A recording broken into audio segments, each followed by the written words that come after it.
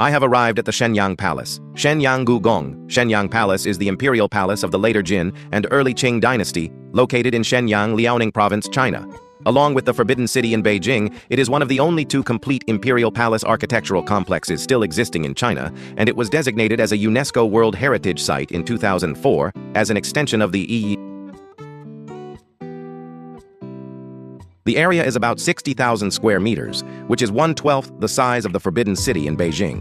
However, unlike the Han-centered Forbidden City, it has a unique structure that embodies the independent social systems of the Manchu people, the living customs of nomadic tribes, and the architectural styles of the Han, Mongolian, and Tibetan peoples.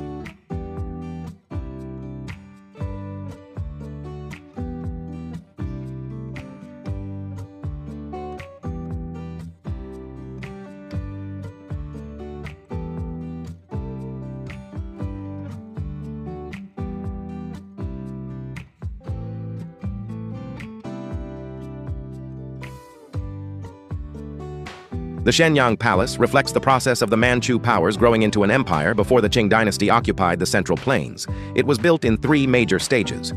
1. During the Nurhaci period Donglu, 1625, Nurhaci moved the capital from Hetuala to Shenyang, then known as Shengjing, and established the initial palace. This period strongly reflects the eight-banner system, which was a core institution of the Manchu people in its architectural structure.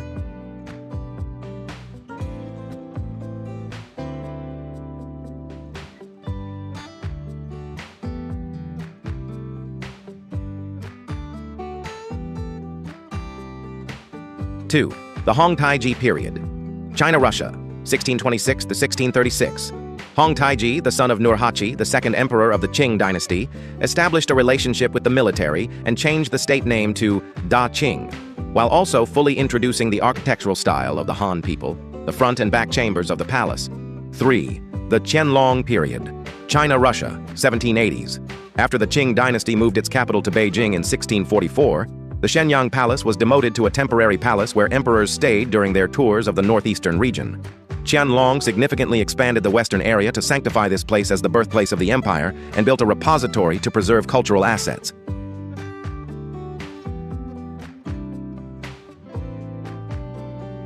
The Shenyang Palace is a complex intertwining of Manchu style, the symmetrical axis of Han architecture, Mongolian-style base decorations, and Tibetan Buddhist motifs on the ceiling of the Hall of Supreme Harmony.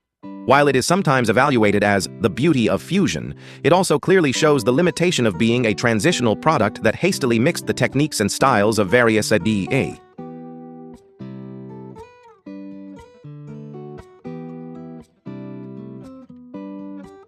In contrast to the overwhelming proportional control and massive base of the Beijing Forbidden City built after the conquest of the Central Plains, the Shenyang Palace has narrow gaps between buildings and a high density, exhibiting a closed nature reminiscent of a local defensive fortress, rather than the grandiosity typical of palaces. Nevertheless, it is an extremely important historical site in architectural history, as it perfectly preserves how the political system changed from tribal confederation to absolute monarchy and the essence of nomadic culture, which transformed the Manchu people from a minority on the fringes to rulers of the Central Plains, were fossilized through the visual medium of architecture.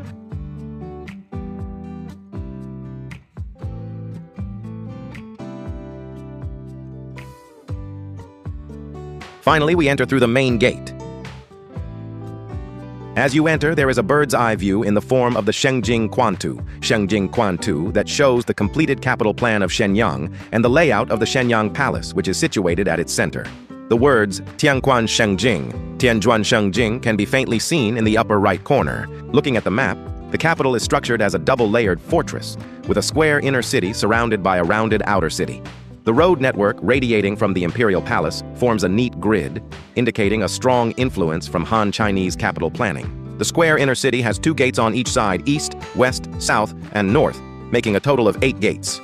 This visualizes the defense system where the 8 banners, the core military and social organization of the Manchu people, surround the capital and guard the Imperial Palace.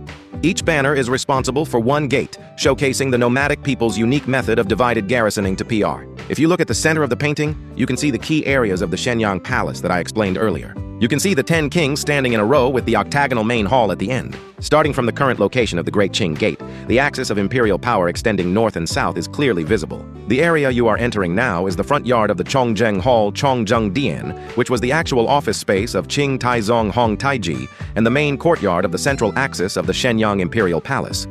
Passing through the Great Qing Gate, you will immediately face the most central political stage of the palace. If the Great Hall of the East Road was a ceremonial space symbolizing the alliance with the 8 banners, then this front yard of the Chongzheng Hall was the actual governing space where the emperor made decisions on national affairs and received the counsel of his ministers.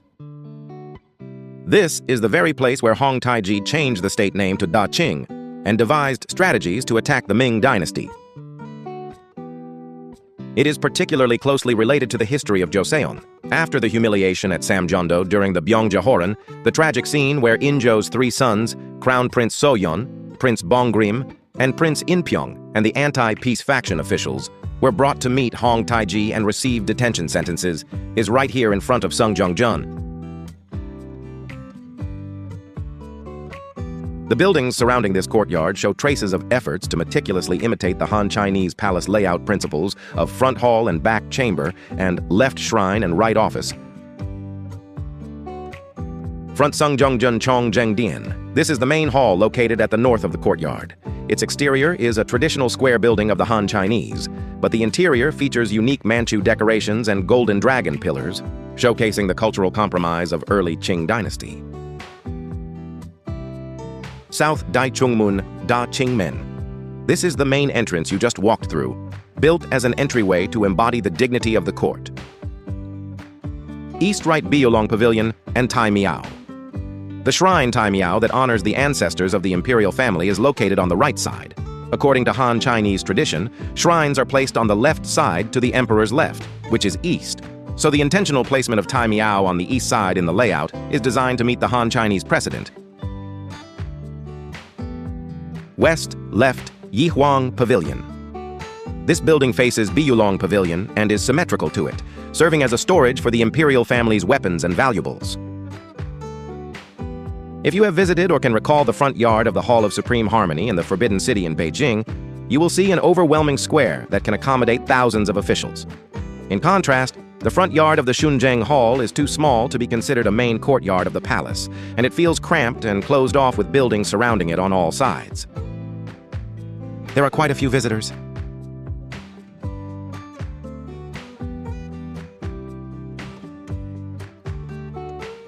Even though it's Tuesday afternoon, the sign is also explained in Korean. I will move on. This building is the Bir Yonggak Feilongga, located to the east of the courtyard in front of the Sungjeongjun. It was a kind of national treasure vault that stored the royal family's valuables, weapons, horse gear such as horse troughs, and royal records. Since the later Jin and early Qing dynasties were military states that constantly engaged in warfare, a large warehouse was strategically placed next to the Shengjing, where the emperor could inspect and access weapons and treasures at any time. The western building, Yikwange Shangfengge, facing it also had a symmetrical structure similar to this warehouse. The front columns and beams of the building are adorned with the traditional Han Chinese decorative painting Exquisite Dancheong style, and the tiled roof gives it the appearance of a wooden structure. However, if you look at the side of the building, the left end, you can see a unique structure where thick gray brick walls completely envelop the exterior of the building. This differs from the Han Chinese's pure wooden furniture-style structure. At that time, the Manchu lacked the technology to intricately join wood, so to support the weight of the building and safely protect treasures from external invasions or fires, they adopted a hybrid method of constructing thick brick walls. Firewalls and defensive walls unique to the northeastern region on the sides and back, while only the front was covered in a wooden format.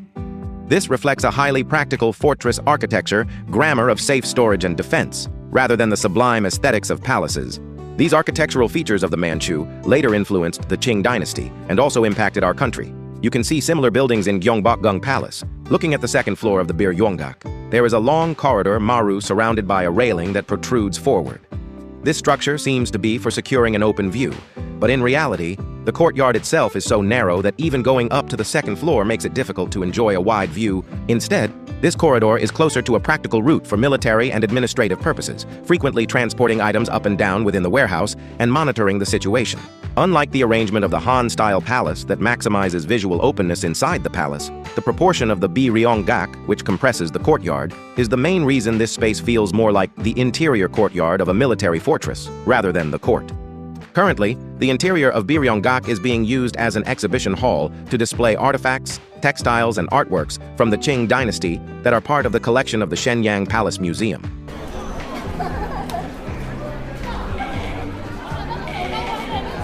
The building behind the Bilong Pavilion is the Shanshan Hall Shishanjai, which is aligned to the east of the central axis of the Imperial Palace.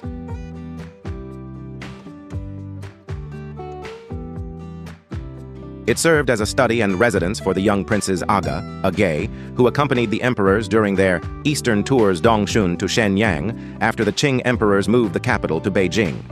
The name Shanshan means to take goodness as a teacher. This serves as visual evidence that after the Manchus occupied the Central Plains, they emphasized thorough Confucian education and cultivation e.f.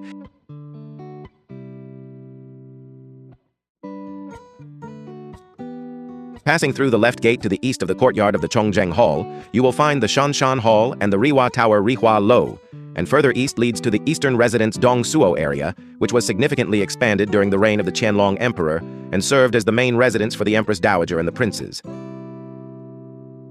In the case of the Forbidden City in Beijing, the educational space for the princes, known as the Shangshu Feng, and their residence, the Agasuo Agesuo, are pushed into a completely separate and vast independent area, entirely isolated from the main hall area. In contrast, the Shanshan Hall in the Shenyang Palace is situated almost right next to the main hall, the Chongzheng Hall, and the Asid. This arrangement maximizes the spatial constriction of the Shenyang Palace. After the Qing dynasty moved the capital to Beijing, the Shenyang Palace changed its status to a temporary palace that the emperor occasionally visited. Due to the lack of a large number of residents, the construction of the palace had to densely cluster the prince's residence, the academy, the library, and the storeroom within a limited and narrow area, reflecting the inherent limitations of the palace architecture and the outcome of a density-oriented design. In the exterior, emphasized by simple gray brick walls and wooden frames, we can glimpse traces of early Manchu architecture that, despite being renovated and expanded during the empire's heyday, the reign of Emperor Qianlong, could not completely erase the palace's original defensive and practical style. We move to the East Road area of the Shenyang Palace, specifically the Grand Governance Hall and the Ten Kings Pavilion courtyard. This space is the most original within the entire Shenyang Palace, revealing the raw identity of the Manchu people in its very structure. This courtyard has a unique structure that cannot be explained by the architectural principles of the Han people. At the end of the axis stands an octagonal main hall with 10 small pavilions, sibwangjiong, lined up on either side of the front yard. The main hall may initially appear to be a splendid pavilion, but when you examine its layout and exterior, it is constructed in the form of a ger-yurt, which is a traditional portable tent of the Manchu and Mongolian nomadic peoples, fixed in place with wood and brick. The pavilions on either side of the courtyard also symbolize the personal tents where the tribal leaders resided. In other words, this space is a preserved representation of the nomadic tradition where tents of the tribal leaders were set up on either side of the central tent of the Khan in the vast grasslands. The names of the pavilions written on the layout visualize the early state system of the Manchu people, known as the 8 Banners system, Ba Qi Ji, top left and right. Right wing pavilion. You Yi Wang Ting left wing pavilion. Zuo Yi Wang Ting. These are the highest-ranked pavilions, located directly below the Hall of Supreme Harmony, serving as the space for the commanders of the left and right royal factions who oversaw the military. Left and right of the courtyard, 8 Banners Pavilion. Ba Qi Ting below these, the pavilions of the 8 Banners, unique to the Manchu military and social organization, including the plain yellow banner, Zheng Huang Qi, the bordered yellow banner, Xiang Huang Qi, the plain red banner, Zheng Hong Qi, and the bordered red banner, Xiang Hong Qi, are lined up in order towards the south. The Forbidden City in Beijing features a vertical structure where the emperor reigns alone on a high platform while the ministers prostrate themselves in the wide courtyard below. In contrast, the courtyard of the Hall of Supreme Harmony has a very horizontal layout. When Nurhaci built this space in 1625, the Khan of the later Jin was not an absolute ruler. He was merely the head of a tribal confederation where the leaders of the 8 tribes, the 8 Banners, shared equal power. Therefore, when a meeting was held, the emperor would sit in the main hall, while the 8 tribal leaders would sit in their respective pavilions, the 10 Kings Pavilion on either side of the courtyard, and exchange opinions equally. What happened to this space after Hong Taiji declared himself emperor and centralized power, and after the Qing dynasty moved its capital to Beijing? As the imperial authority strengthened, the reason to hold meetings with the tribal leaders disappeared. Ultimately, the practical governance will completely shift to the Sungjongjeon of the central and northern regions that you just saw. This grand hall has lost its practical governing function and has degenerated into a symbolic, ceremonial space for events, like large-scale military parades or coronations. The Ten Kings Hall is also gradually becoming an empty building or being repurposed as simple offices or storage. The space you are currently standing in resembles more of a roofed military camp that emerged during the settlement of a wild military state rather than a sophisticated imperial palace.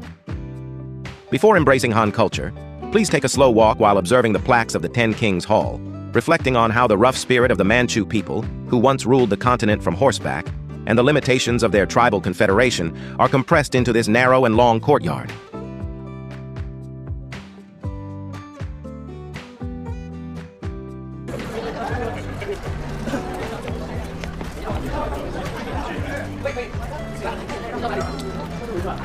This time, we will explore the long stretch of the storage area Kupang, located to the north of the Grand Hall and to the northeast of the Imperial Palace. This is a large-scale logistics and internal storage base of the royal family, connected to the royal carriage storage Luanjiaku, Makamikgama Kango, located at the top of the Grand Hall courtyard that you saw earlier. While the Dragon Pavilion on the Central Road was a secure storage for treasures and key weapons, personally overseen by the emperor, this northeastern storage area served as a practical logistics warehouse that supported the daily maintenance of the Imperial Palace and its vast economic activities. The buildings in this area are almost devoid of the palace's characteristic ornate decorations, high bases, or glazed tile embellishments. From the outside, they resemble the long corridors of ordinary houses or traditional brick warehouses from the Liaodong region. This indicates that the early Qing dynasty focused strictly on functionality, prioritizing the safe preservation of goods, moisture, e.e. The current appearance is very extravagant. This look has recently been transformed from a rough warehouse backyard into a beautiful garden for tourists. It seems that this appearance somewhat undermines the integrity and authenticity of a World Heritage Site. In the Forbidden City of Beijing, the Han people secretly hid warehouses and workspaces outside or underground, or in thoroughly isolated inner areas to keep them out of the emperor's sight. In contrast, the Shenyang Palace has warehouses arranged in a massive belt shape along the northern outer wall. This is not simply due to a lack of space. These thick brick warehouses also served as a physical secondary defense wall, complementing the northern outer wall of the Imperial Palace. Even if the northern wall were to be breached, the long line of sturdy warehouse buildings is designed to serve as a massive bulwark, delaying the enemy's direct entry into the inner court, such as the Qingning Palace, where the emperor and royal family reside. This is a vivid trace of the Manchu fortress architecture that could not shake off the military obsession of being ready for a siege at a... Currently, these historical districts have been remodeled and are operating as permanent exhibition halls that introduce themed displays of early Qing dynasty furniture, royal household items, clocks, and traditional Manchu crafts, primarily held by the Shenyang Palace Museum. This space is the symbol and central garden of the Shenyang Palace's rear area, featuring the artificial rock mountain Jiashan and the pavilion area of the Erhuayuan. Unlike the flat flowerbed landscaping you just saw in the corridor, this place is a three-dimensional and authentic royal garden that has been meticulously planned since the palace was established. The stones used in the construction are traditional Taiho stones, or stones imitating them with numerous holes and bizarre shapes. By transporting the most expensive and luxurious garden stones, which were highly regarded in the aesthetics of southern Han gardens, all the way from the north to Shenyang and stacking them grandly, the splendor and authority of the royal garden were maximized. By placing a massive rocky mountain in the flat courtyard and positioning a pavilion with sharply defined roof lines on top of it, a strong vertical three-dimensionality is created that makes visitors look up within the narrow back garden space.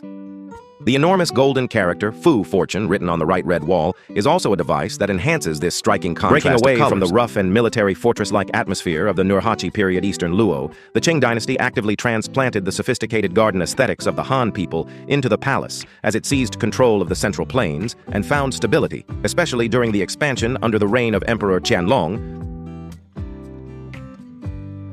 Creating artificial mountains and pavilions in the Imperial Garden is a direct replica of the structure of the Yuhua Yuan Imperial Garden and Duixiu Mountain in the Forbidden City of Beijing. This is a cultural compromise aimed at showcasing that the Manchu regime, originally a hunting ethnic group on the frontier, could perfectly assimilate and possess the refined and high-level garden culture. The Shenyang Palace has a narrow structure where the northern outer wall and the internal buildings are very closely attached. Without this additional space, the entire garden would have felt bleak and suffocating, blocked by the high red walls. By placing a massive rock structure three-dimensionally right in front of the city wall and densely planting trees behind it, this defensive space design creates a visual illusion that makes the artificial and imposing boundary of the city wall appear like a natural mountain range. This Gusan area of the palace garden is the most artificial and elaborate staging space that offsets the roughness and closed nature of other areas of the Shenyang Palace with the splendid techniques of a southern-style garden. As you admire the vertical lines formed by the bizarre rock formations of Gusan and the pavilion at the summit, keep in mind that this splendidness was intricately crafted within the political and cultural calculations of mid-Qing emperors who sought to transplant the imperial authority of Beijing's Forbidden City to the local palace.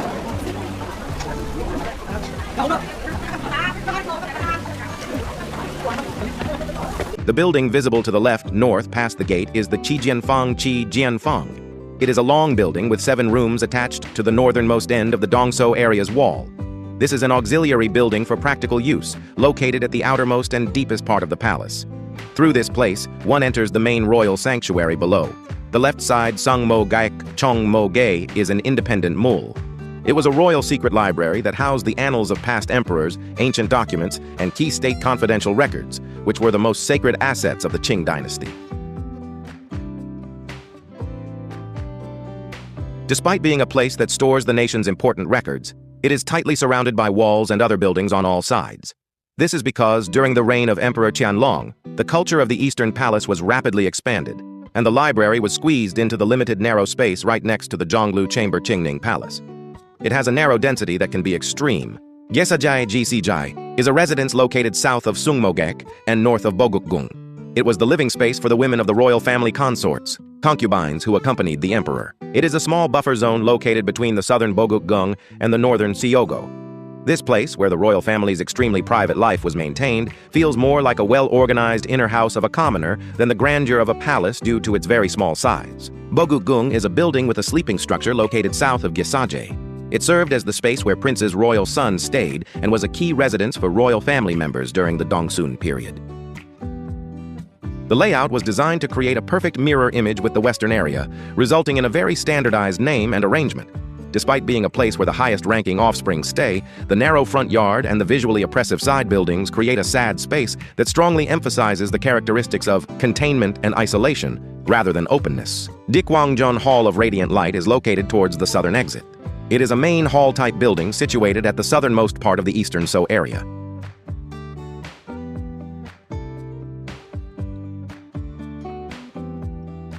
If you pass through this building and completely exit to the south, you will connect to the eastern passageway of the Songjongjun front yard near Dongchilganru. We entered the practical space Chilguanbang in the northern outskirts, passing through the deepest royal library Sungmogak and living quarters Gesajai Bogukgung, and came down south through the administrative gateway, Dikwangjie, as the map clearly shows. This elongated Eastern So passage is a royal, exclusive vertical living corridor intricately fitted into a narrow space, established by Emperor Qianlong to preserve ancestral documents, Sungmogak, and to nurture his descendants, Bogukgung, solidifying filial piety and clan bonds. Did you notice the visual changes in the courtyard that become increasingly organized? And the small partitioned space in the left corner of the Dikwangjong is called Zhongbang Jingfang, which serves as a restroom or washing area exclusively for the royal family. Due to the characteristics of the palace, where the audience hall and office are concentrated, this space was practically added inside the building to minimize movement. The building that is long and attached to the right side of the courtyard is called Jikbang, which serves as a duty room and waiting area for the eunuchs, court ladies, or royal security personnel who take turns serving the emperor. The door at the very bottom of the courtyard serves as a practical passageway for entering or exiting this independent Dongso Palace area. The building that stands out the most in the front is the Sechilganru Shichiyanlu, which was mainly used as a waiting area for the soldiers guarding the royal family and as the offices and storage for the officials managing royal goods. This area is the arrangement of practical and defensive buildings you encounter when you exit the front yard of the Dikwangjong and enter the western outer corridor. The building in the center is the Ihuanggak Xiangfeng Gate, which was mentioned earlier when analyzing the Yungro courtyard. It is perfectly symmetrical with the Biryonggak to the east and served as a treasure house for storing the royal family's key treasures and weapons. The building on the left is the Weikmun Yuyimen, which is the western gate leading from the main courtyard of the Sungjongjeon to the inner court Bongwangru, Cheongyonggung. I will enter through the Weikmun, inner courtyard of the right wing. This is a buffer yard that connects the outer office political space and the inner court residential space in the central road Zhonglu, which is the core area of the Shenyang Imperial Palace, just before entering the main imperial sleeping quarters in the central courtyard. This area is located directly below the spacious inner courtyard Qingning Palace area that you just visited, and it serves as a bridge that functions as the backyard of the main hall, Songjeongjeon Chongzheng, while also being the front yard of the inner court's gateway, Phoenix Tower Fenghuanglo. At the northern front stands the Phoenix Tower Fenghuanglo. It is a magnificent three-story pavilion. During the reign of Hong Taiji, it was the tallest building within the Shenyang city walls, serving as a symbolic space where the emperor could rest, hold banquets, and overlook the city. To reach the highest security area, the Qingning Palace, and the inner courtyard of the concubines, one must walk up.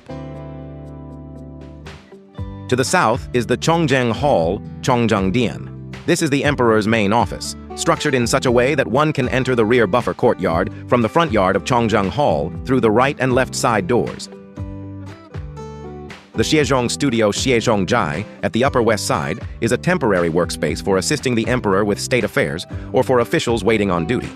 The lower west side, the Hase Tower Xia Qi Lo, is a two-story pavilion that served as a storage for royal books and items. The diagonal building, Sangjongjie Shishanjai, located at the upper right of the east side, was used for the education and daily lives of the princes. The lower building, Ilwaru Ri Hua Lu, is a two-story pavilion that mirrors Haseo Ru and served as a space supporting the internal affairs of the royal family. When you enter this courtyard through the southern gates, instead of a spacious plaza, you see the flanking buildings on either side and the massive base of Bongwangru in front, which tightly encloses the area like a barrier. This design is a result of a visual pressure mechanism intended to instill overwhelming psychological intimidation in the officials approaching the emperor's private square. Although this courtyard is located on flat ground, the Bongwangru in front is elevated on a solid platform about 4 meters high. It marks the boundary between the elevated status and physical height that sharply rises from the flat ground.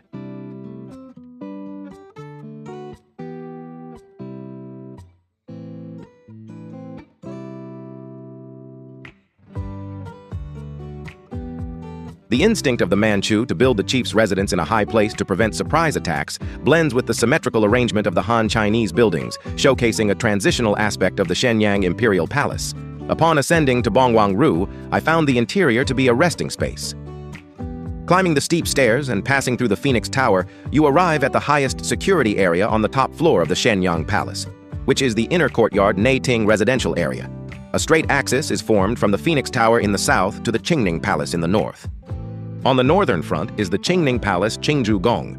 This is the main palace Qindian of the Shenyang Palace, where Emperor Taizong of Qing, Hong Taiji, and Empress Dowager Zhang lived together. While the exterior resembles northern-style architecture, the interior was a sacred living space featuring the Manchu traditional Ondol platform called Kang and a shamanistic altar for ancestral and heavenly W. The east and west side palaces, Dongpei Gongxi, Pei Gong, are adjacent halls located on either side of the Qingning Palace, serving as auxiliary halls that complemented the daily religious ceremonies and close internal storage of the royal household. On the west-left side is the residence of the concubines.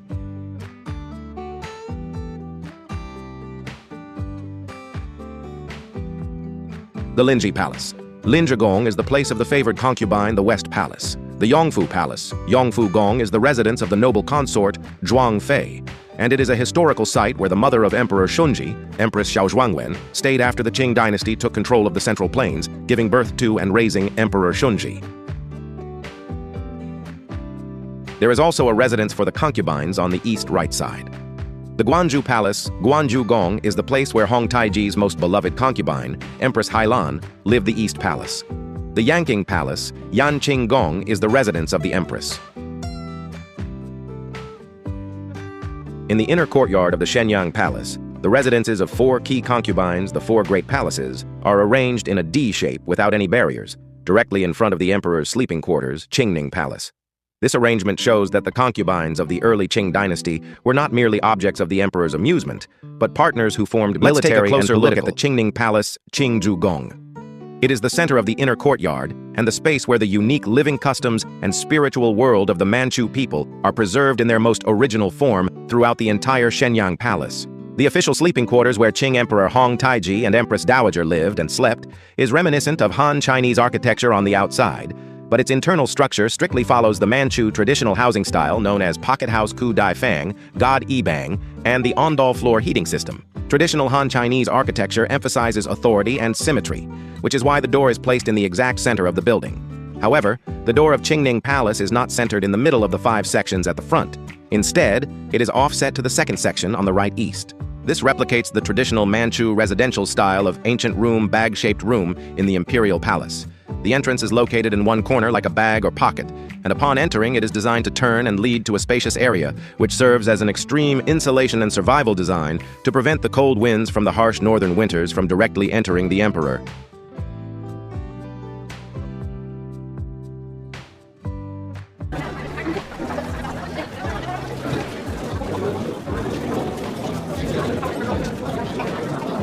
As you open the door and step inside, you will find a large living space with a massive connected Ondol platform called Kang, made of bricks, built along the north, west, and south walls. The West Kangxi Kang, visible directly in front, was considered the most sacred direction and served as a shrine for offering sacrifices to ancestors and shamanistic spirits. Ordinary people were not allowed to sit or lie down there. The South Kang Nam Kang and North Kang Bug Kang were practical Ondol beds where the royal family would sit during the day for their daily activities and spread out blankets to sleep at night. Even the magnificent emperor of the empire had to endure the harsh northern climate, gathering with the entire family on the warm Ondol floor to survive the winter, reflecting the raw lifestyle of the hunting tribe.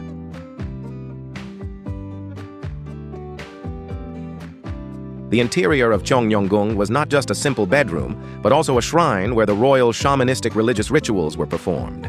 On the western wall, a deity was enshrined, and sacrifices were made regularly by slaughtering pigs and offering their blood.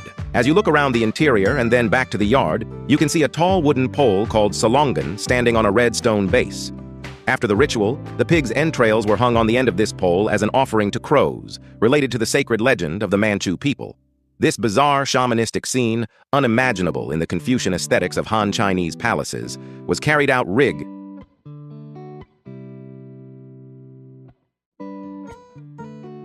When you look at the exterior of the Qingning Palace, it appears to be a sophisticated Han Chinese palace with yellow glass tiles and ornate decorations. However, the moment you open the door and step inside, you are confronted with the overwhelming stench of pig's blood from a shamanistic altar and a massive traditional Ondol platform. This is a strong evidence of cultural duality, showing that while the early Qing dynasty adopted the refined shell of Han Chinese bureaucratic and civilized state externally, they could not abandon their hunting and nomadic identity, the core, in their most private space, the inner palace. If you go behind the Qingning Palace, you will see that the chimney does not rise from the roof, but is an independent structure built up from the ground with bricks. This is a practical compromise that physically separates the chimney from the main structure of the building to prevent the risk of fire in the wood that could occur when a flue is drawn up over the roof. During the rapid integration of the Manchu-style Ondol Kang into wooden palace architecture, it is a trace of prioritizing safety and functionality even at the cost of breaking the formalism of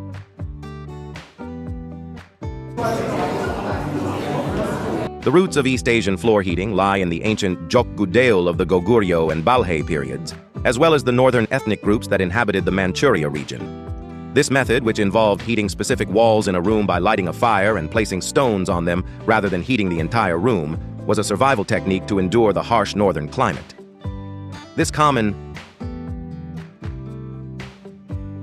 The northern Manchu people developed and maintained the shape of their Ondol traditional Korean heating system to avoid the deep freeze of the permafrost. By adopting a bed-type platform structure elevated 40 to 50 centimeters from the ground, they created a physical distance from the ground and settled on a compressed partial heating system called Kang, which focuses on heating only the limited area.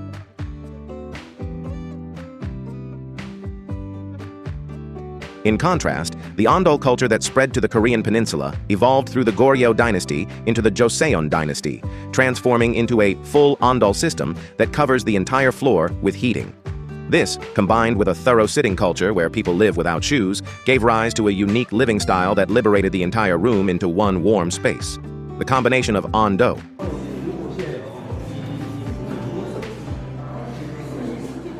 The method of heating the floor with stones was not exclusive to the East.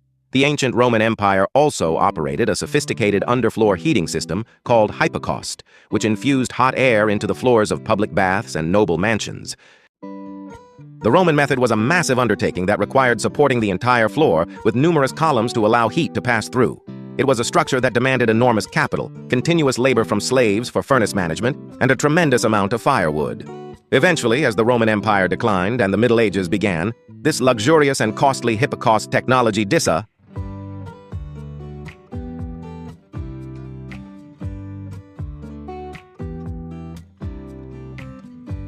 In contrast, the Kang and Ondol of East Asia developed perfectly integrated with the housing structure and cooking the stove system, not only for the royal family but also for the common people.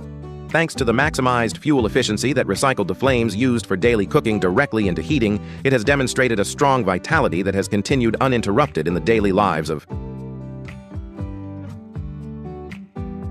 The Ondol culture of the Korean peninsula, passed down through the wisdom of the people, was shaken awake by an unexpected tragic event in the early 20th century, paving the way for a change in the standards of modern housing influenced by Western architectural giants. In 1914, during the Japanese colonial period, the Jaseondang of Gyeongbokgung Palace, which was the residence of the Crown Prince of Joseon, suffered the misfortune of being completely dismantled and transported to Tokyo by the Japanese entrepreneur Okura Kihachiro. Okura reassembled it in his private residence, naming it Joseon Hall. In 1916, the world-renowned American architect Frank Lloyd Wright, who was in Japan to design the Imperial Hotel in Tokyo, was invited to Okura's home and experienced the Ondol room of the Jaseondang. He was amazed by the special warmth and coziness that enveloped him from his toes, praising it as the most ideal heating invented by mankind. Returning to the United States, Wright devised a modern, radiant floor heating technology that circulates hot water through pipes laid on the floor, instead of the traditional method of heating with fire pits. He actively applied this innovative heating method in his representative residential work, Jacob's First House 1937, as well as in the Usonian House series.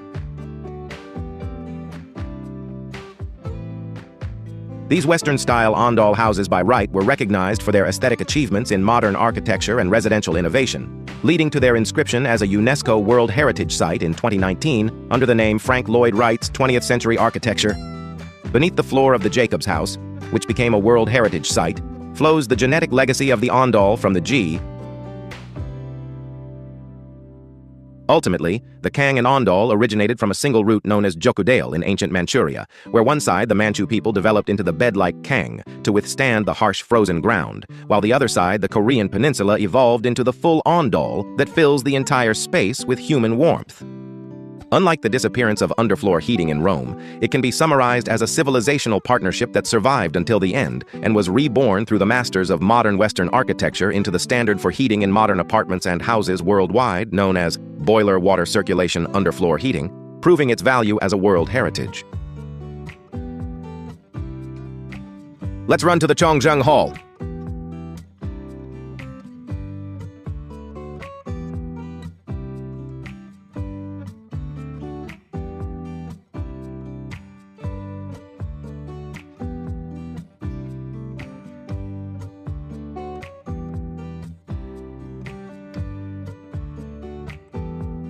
The Chongzheng Hall was built during the Hong Taiji period 1626 and onwards, and served as the main hall for deciding important state affairs and receiving the advice of ministers until the Qing dynasty moved its capital to Beijing.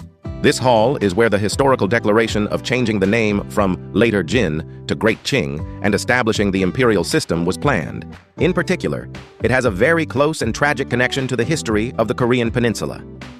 After the humiliation at Samjeondo during the Manchu invasions, the Crown Prince Soyeon of Joseon, Prince Bonggrim, and the pro-anti-Qing officials were brought before Hong Taiji to meet him and received a verdict of detention. This very site is the Sungjongjeon and its front yard. Sungjongjeon faithfully follows the traditional square palace structure of the Han people in its exterior. It is a single-story building with a 5-bay front, and the roof is adorned with yellow glass tiles symbolizing imperial authority, bordered with green to add elegance. However, upon examining the internal structure, there are differences compared to the mature wooden architecture of the Ha. To compensate for the inadequate large wooden construction techniques of the Manchu, the sides and rear of the building are thickly built with solid gray brick walls to share the load and serve as firewalls. Around the inner throne, there are ornate golden dragon pillars Yongju that visually elevate the emperor's absolute authority in a forced, dramatic manner. This is a transitional product of... As you walk into the interior of the Sungjongjong and approach the throne, the emperor's seat, you will notice the splendid decorations dominating the interior space, which contrasts with the orderly Han Chinese-style exterior you saw from outside, along with the practical governance intentions of the Manchu people hidden behind it. At the very center of the interior, on the highest pedestal, sits the throne where the emperor would have been seated. Behind the throne stands an intricately carved golden folding screen, and above it hangs a large plaque inscribed with Cheonjo Gopyeong Tianzhao Gaoping, written in the emperor's own hand. This phrase, meaning the heavenly court is fair and just, serves as a sophisticated Confucian political propaganda to showcase the Qing emperor's legitimacy and impartiality to the Han intellectuals and minority groups under his rule. Looking up inside, you will see two massive pillars on either side of the emperor's seat supporting the ceiling of the hall. These pillars are intricately carved with three-dimensional dragons ascending, and they are painted entirely in gold, boasting the most overwhelming visual splendor within. The Sungjongjong used a reduced column method to secure a wider interior space. As a result, a few central columns Yongju became prominently exposed in the middle of the interior with immense thickness. To conceal this structural clumsiness and forcefully elevate the majesty of the imperial authority, the Manchu craftsmen chose an extreme decorative approach, wrapping the entire columns in mass. Unlike the typical Han Chinese palace that finishes the ceiling flat with a beam to conceal it, the interior of Sungjongjong adopts a Cheilsang exposed ceiling structure form, where the framework of the beams and rafters supporting the roof is fully exposed. This structure is referred to as a lantern ceiling in Korea. The interior of the Taihei Hall in the Forbidden City of Beijing boasts a colossal scale that overwhelms numerous ministers and foreign envoys. In contrast, the interior of Sungjongjong feels cramped and oddly oppressive, filled with just the emperor's throne base and a few thick golden dragon columns on either side. This shows that this place is not a public space of a great empire that rules the entire continent, but rather remains within the scale of the operations room of the Supreme Command that directed military operations in the Manchuria area just before advancing into the Central Plains. Although the density was increased with splendid gold decorations, it could not hide the inherent physical limita. At first glance, the interior of the Sungjongjong seems to embody a perfect Han Chinese palace interior, but the exposed beam structure of the ceiling and the thick brick walls that firmly fill the walls reveal the rustic simplicity unique to northern houses, peeking out from behind the decorations.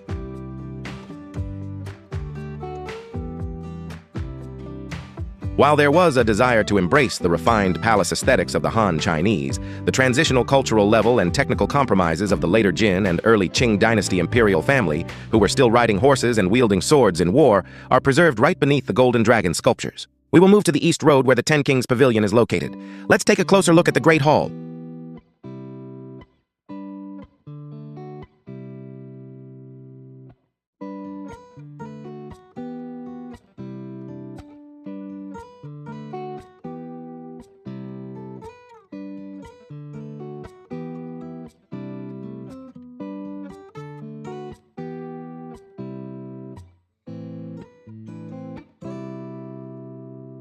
Among the Ten Kings Pavilions, let's enter the Imperial Yellow Flag Pavilion. It is a symbolic space that boasts the highest rank among the Ten Kings Pavilions. The yellow flag was the leader of the top three banners, the upper three banners that the emperor directly governed as a monarch. It is now arranged as an exhibition hall featuring Hong Taiji's portrait, weapons, armor, and explanatory.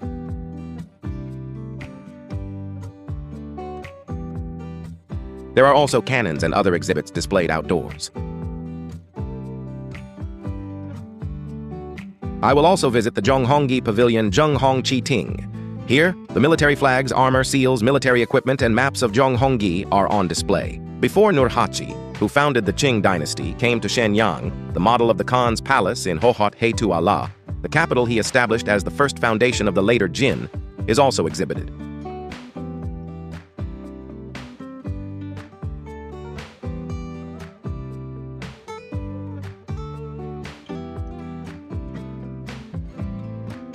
Cannons are also on display.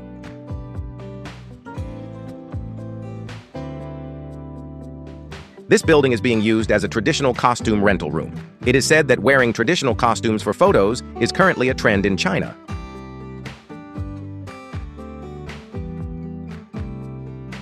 Shall we go to the Daejongjeon?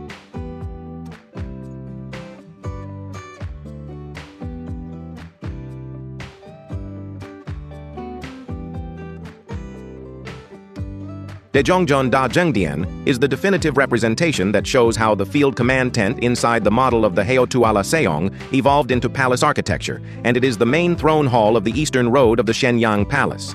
Built during the time of Nurhaci, who founded the Qing dynasty in 1625, it was the space where the most solemn national ceremonies, such as the emperor's coronati.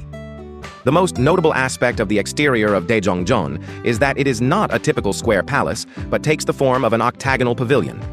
This design replicates the shape of the round mobile tents GR or yurt used by nomadic and hunting peoples such as the Manchus and Mongols, constructed with solid wooden structures and glass tiles.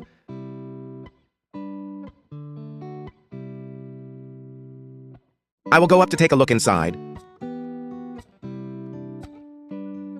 As you step inside and look up at the ceiling, the highlight of the grand architecture appears.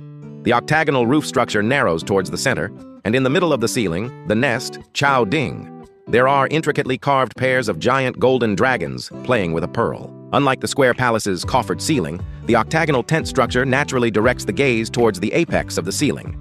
The Manchu designers cleverly utilized this visual focus by placing golden dragons at the top of the ceiling, visually enforcing the idea that the emperor seated on the throne is the center of the universe and a divinely appointed being. In the depths of the interior, there is a gilded dragon throne where the emperor sat, and behind it, a finely carved wooden folding screen guards the throne. Notably, on either side, directly in front of the throne, thick dragon pillars, long columns with golden dragons coiling around them rise majestically, maximizing the decorative density of the interior. If the dragon pillars outside the door were a device to showcase the grandeur of the Imperial Palace to the outside world, the dragon pillars inside serve as a three-dimensional backdrop that visually frames the emperor seated on the throne, exuding authority. The square halls are elongated in both lateral and frontal spaces, making it easy for numerous officials to line up horizontally to view documents or submit reports. In contrast, the interior of the main hall is an octagonal structure, and as soon as the central throne and several massive dragon pillars are placed, the usable area rapidly diminishes. This place is not where the administration was conducted, but rather the core inner chamber of a military fortress, imbued with the spirit of the departure ceremony, where Nurhaci and Hong Taiji gathered their soldiers and commanded them to turn their heads toward the Ming dynasty and Joseon. At the main entrance of the Grand Hall, there are two massive pillars adorned with intricate dragon carvings, Banryongju, that spiral upwards. This decorative feature is designed to visually project the emperor's absolute authority by dramatically three-dimensionalizing the Han-style dragon motif within the confined octagonal structure. When you look at the arrangement of the Ten Kings Pavilion and the Grand Hall at a glance, a very peculiar spatial politics unique to the Shenyang Palace emerges. The Forbidden City in Beijing isolates the emperor's main hall, Taihua Hall, atop a massive independent city wall, making it so that the officials dare not even look up. In contrast, the Grand Hall shares a courtyard very closely with the UR. Please stand on the platform of the Great Zhongzhong and look down at the long row of the Sibwangjong pavilions below.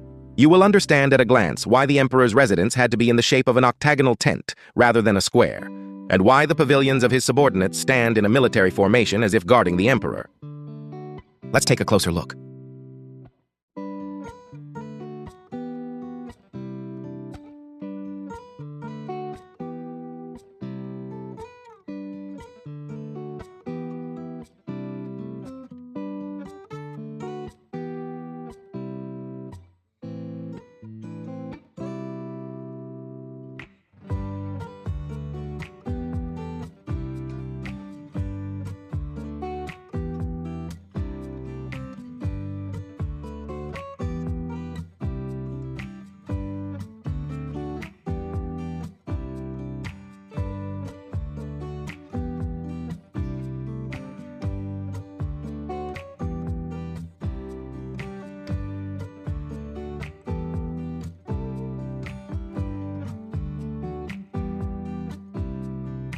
Various events are taking place. It seems to be a famous tourist spot.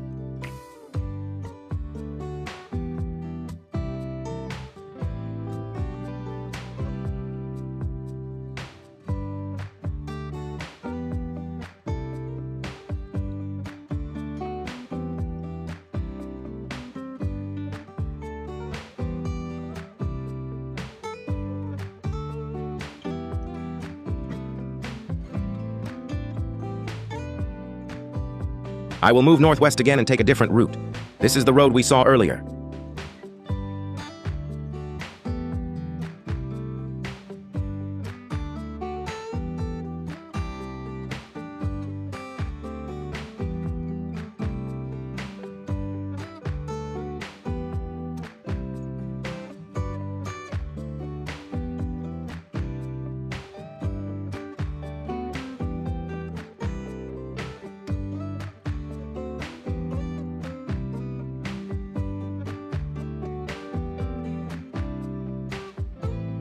I will head towards the Wensu Pavilion Stele.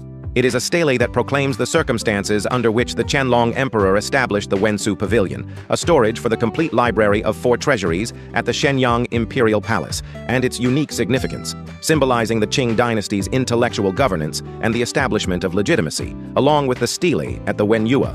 On the front and back of this stele, the Qianlong Emperor's handwritten texts of the Wensu Pavilion record and complete library of 4 treasuries poetry are simultaneously engraved in Chinese and Manchu.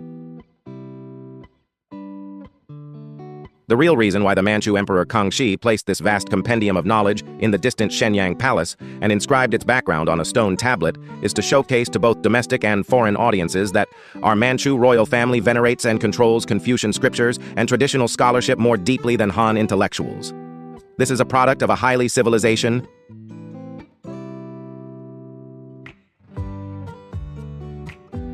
The top part of the stele, the headstone features a very three-dimensional and ornate carving of Banryong, depicting 2 dragons competing for a pearl amidst the clouds. It showcases the pinnacle of the highest quality stone masonry technology commissioned directly by the royal family. The stone tortoise that firmly supports the stele is a mythical creature known as Bihui. Based on the legend that it is the first son of the dragon who loves to bear heavy burdens, it has been carved in a formidable and heavy manner, embodying the desire to eternally uphold the empire's immortal records. The arrangement of the inscriptions on the front of the stele shows vertical inscriptions in. While it appears to emphasize the unity of Manchu and Han as one family by engraving the 2 languages at equal heights, there is a palpable density of visual representation aimed at exercising a severe cultural ownership over the Han bureaucratic society, which was the mainstream of knowledge. According to the special technique for royal tombstones, the delicate dragon patterns are intricately carved along the slender edges of the tombstone, allowing you to experience the luxury of the royal finances that have been invested in this small pavilion.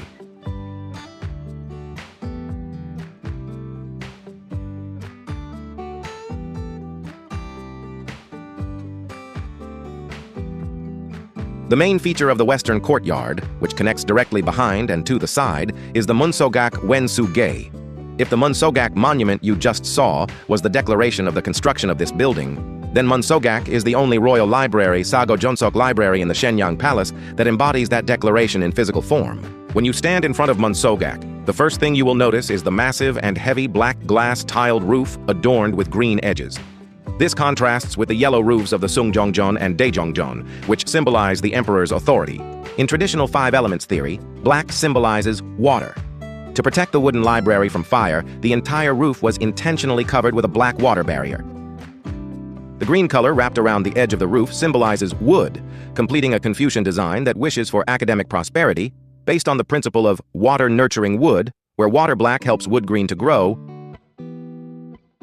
From the outside, the Munsogak appears to be a neat 2-story pavilion. However, upon opening the door and entering, it is structured as a 3-story building connected by stairs.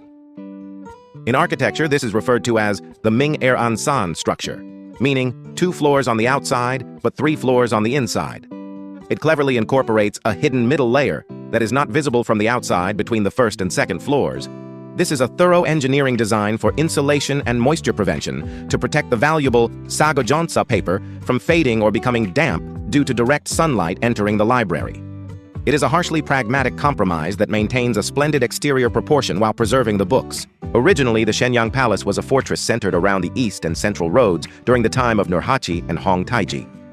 In the late 18th century, Emperor Qianlong forcibly divided the remaining land on the western outskirts, declaring, "I too will leave a cultural legacy like my ancestors," to insert this massive Wensu Pavilion and the adjacent theater stage.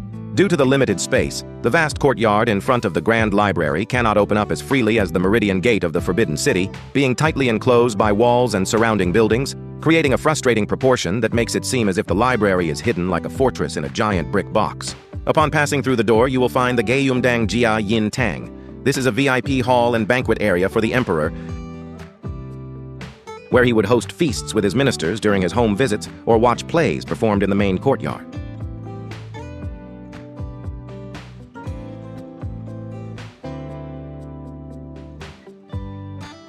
Since there are seats, there must be a stage, right? Here comes the stage. It is a square stage protruding in the middle of the courtyard in front of the Gyeongbokgung.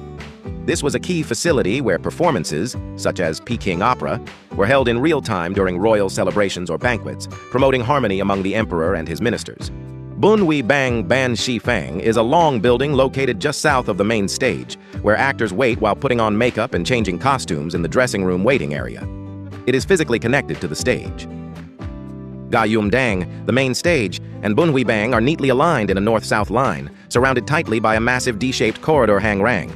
The proportions of this space are meticulously designed to reflect the emperor's perspective from the seating in Gyeongbokgung. When the emperor sits at the front of Gyeongbokgung, the main stage, the stage in the center of the courtyard, is perfectly captured in a frontal shot. The long corridors on either side serve as soundboards that amplify the sound, while also acting as a strict vertical visual control device to ensure that lower-ranking officials do not dare obstruct the emperor's line of sight. Please stand under the eaves of the Gyeongbokgung, which was once the emperor's seat, and look at the roof structure of the grand stage in front of you. Imagine the unique ceiling design that allows the stage sounds to resonate well towards the Gyeongbokgung, and the proportions of the doorframe of the Bunhui room where the actors would have emerged. Now we have explored the Shenyang Palace, Mukden Palace together. Let's summarize what we have seen. The Shenyang Palace preserves the political transformation of the Qing dynasty from a minority tribal confederation to the ruler of the continent, fossilized in 3 spatial axes: East Road, Central Road, West Road. Dongro is an area where the unique field camp customs of the Manchu people, which began at Hertwala Fortress, have been solidified with tiles and bricks. At the center is the Daejeong Zone, shaped like an octagonal tent, symbolizing the 8 units tents, sharing a courtyard equally. This reveals through spatial proportions that the early Qing dynasty was not an absolute monarchy, but rather a Yongro is the period when the relationship between the military and the sovereign was established, and the national name was changed to Da Qing Great Qing, marking the establishment of absolute imperial power. By introducing the Han Chinese palace grammar of Zhuanzhou Haoqin, the administrative space of Sungzhongzhon, and the residential security area of Naizhongmadang Qingning Palace were, Seoro is a cultural area that was expanded to sanctify this place, which was demoted to a temporary palace after the relocation of the capital to Beijing. The library of the Sihua Classic, showcasing the imperial monopoly on knowledge and the veneration of Confucianism, and the banquet spaces centered around the emperor, such as Gyeongbokgung and Hidaiga, are densely packed into a narrow outer area. The Shenyang Imperial Palace is praised as a fusion of beauty that blends various ethnic styles. But a cold analysis reveals that it is clearly a product of technical compromises and transitional limitations due to the inability to establish a unique large wooden architecture technology in the early empire. The exterior adopts a refined Han Chinese civilization shell with yellow and black glass tiles and ornate dancheong. However, the extreme golden dragon carvings Banryongju plastering the columns to hide the rough beams inside the Sungzhongzhon, and the shamanistic altar with the overwhelming smell of pig's blood that emerges as soon as the door to the main room of the Cheongyonggung is opened.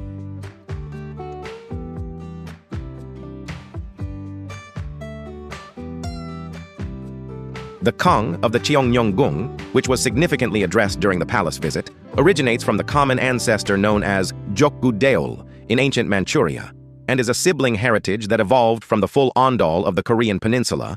Unlike the hypocaust underfloor heating of the Roman Empire, which could not bear the luxurious maintenance costs and disappeared in the Middle Ages, the underfloor heating of East Asia survived by being closely integrated into daily life due to its remarkable fuel efficiency that combines cooking and heating. This Ondol culture later inspired the American master Frank Lloyd Wright through the Jaseondang of Gyeongbokgung Palace, and it was reborn as water-circulating radiant floor heating, the standard for modern residential heating worldwide, proving its value as a World Heritage Jacob's House.